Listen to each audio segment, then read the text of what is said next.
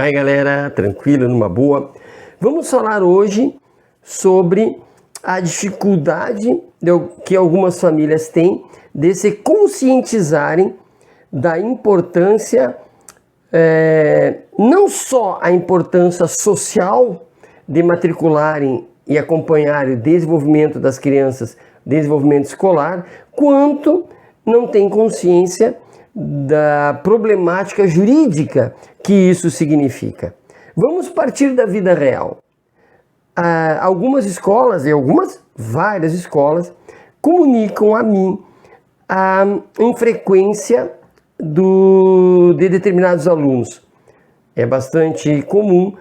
Quando eu entro em contato com essas famílias para aferir o que está acontecendo, eu descubro que elas não têm consciência plena de que aos 4 anos é obrigatória a frequência escolar. Mas não só a matrícula, a frequência.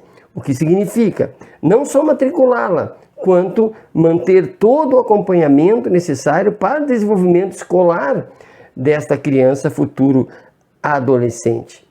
A impressão que me dá é que essas famílias entendem ou que não é necessário a matrícula e a frequência por terem apenas 4 anos, ou ainda que a matrícula é importante, mas não a frequência, né? Dá para faltar bastante, o que também não é verdade. Por outro lado, lá pelos 14, 15 anos, a frequência sofre abalos e é comum a família arguir que não tem mais controle sobre esse adolescente, que saem para trabalhar e esses adolescentes, eles ficando sozinhos em casa, eles decidem não ir à escola. E, pois bem, em qualquer dessas circunstâncias, não está bem consciente o que significa a infrequência escolar e a não matrícula. Sob o ponto de vista do artigo 246 do Código Penal, podemos enquadrar em abandono intelectual, que é uma coisa assim bastante pesada, porque é um enquadramento jurídico, é um enquadramento importante. E por ser enquadrado, isto vai trazer consequências a quem? Se criança, apenas aos pais. Se adolescentes, aos pais e alguma coisa ao adolescente. Por quê? Porque existe a obrigatoriedade da frequência escolar e, por consequência, o dever de providenciar esta educação, esse acesso escolar. E tem a ver, com certeza, com os pais, até porque o Código Penal fala em pais, sendo um crime próprio, pais, mas logo a seguir, como veremos, aparecerão nas demais legislações pertinentes a expressão família, a expressão responsável, né? Ampliando então essa ideia do artigo 246.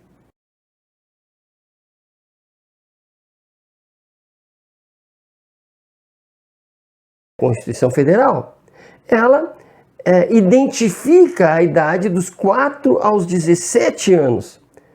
E, portanto, neste período, ela torna imperiosa a matrícula, não só a matrícula, mas o acompanhamento da educação. E veremos a expressão educação. Algumas vezes, nos demais instrumentos legais, educação, escola, né? Por que oscila um pouco? Porque, evidentemente, que educação é muito mais do que escola. Educação é orientação, educação é preocupação com as questões culturais, educação é a questão moral, a questão ética e questão escolar. É evidente que é mais fácil para os órgãos públicos aferirem a presença, a ausência escolar do que estes outros elementos que aqui eu trouxe.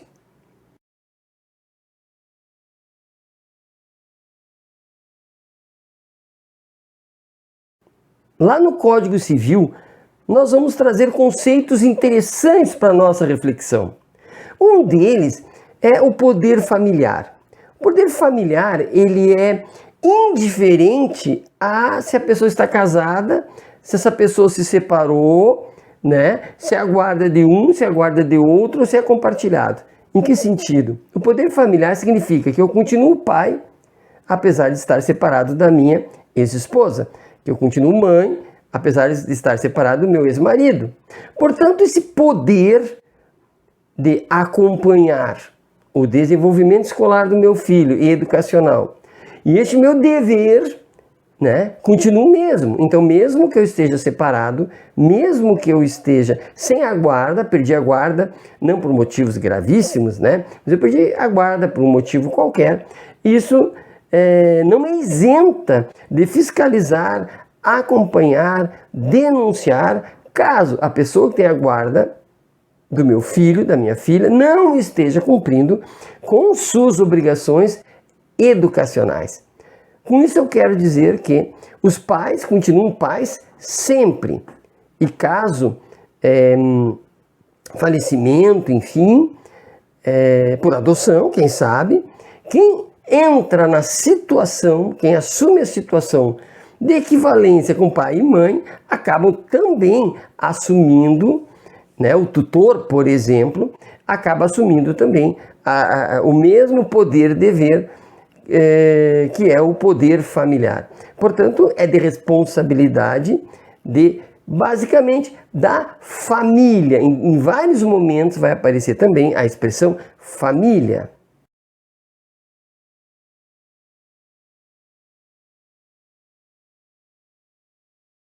Por exemplo, no Estatuto da Criança e do Adolescente é dito que a obrigação é da família. Vejam, se no Código Penal diz do pai e da mãe, dos pais, vai se diluindo no Código Civil, agora no Estatuto da Criança e do Adolescente se dilui, se amplia, né, e vai atingir a família. Quem é a família, então? É a comunidade, vou chamar de comunidade familiar, né? Quem está naquela função? São os avós, porque o pai e a mãe não estão presentes? Quem tem a guarda?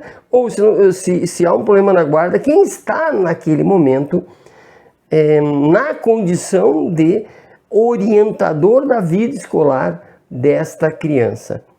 Ora, quem está nessa situação será enquadrado na questão de ser família e, portanto, poderá ser questionado e poderá ser obrigado a matricular, mas não só matricular, a acompanhar o desenvolvimento intelectual, o desenvolvimento escolar.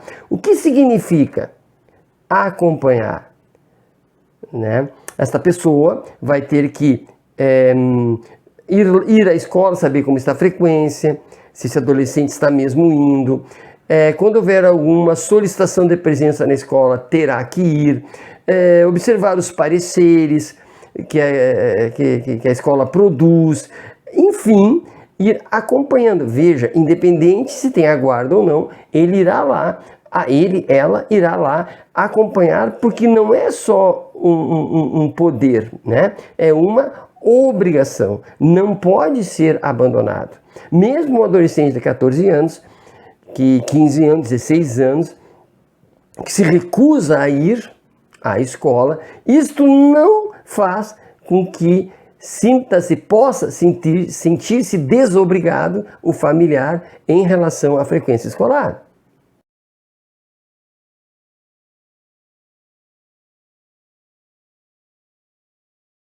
E, portanto, a desculpa, sentido negativo, desculpa de que não há que a família, que a pessoa responsável não tem conhecimento desta obrigatoriedade, não alivia em nada a cobrança que virá em função do não acompanhamento e da não matrícula. Então fica aqui a dica.